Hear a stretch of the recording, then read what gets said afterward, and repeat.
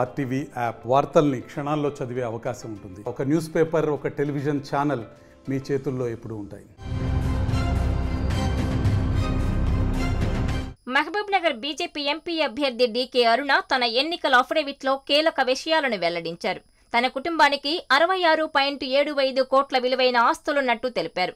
ఇందులో 26.47 కోట్ల చరాస్తులు, 40.27 కోట్ల స్థిరాస్తులు ఉన్నాయి.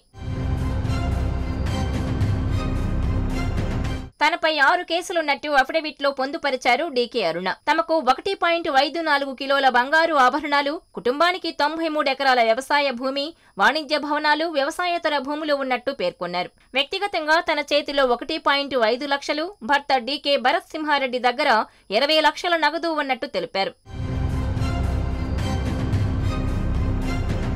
దంపతులిద్దరికీ కలిపి 2.26 కోట్ల బ్యాంకు డిపాజిట్లు, పలు కంపెనీల్లో 28.45 లక్షల విలువైన షేర్లు, పోస్టాఫీస్ బాండ్లలో 16.5 లక్షలు ఉన్నాయని అఫిడవిట్లో పేర్కొన్నారు డీకే అరుణ. తమ కుటుంబం ప్రస్తుతం 17 ప్రభుత్వ రోడ్లు, ఇతర కాంట్రాక్టులు చేస్తోందని వెల్లడించారు. తనకు 25 లక్షల విలువైన కారుందని పేర్కొన్నారామె. భర్త పేరిట 9.5 కోట్ల విలువైన వాహనాలున్నట్టు అఫిడవిట్లో తెలిపారు.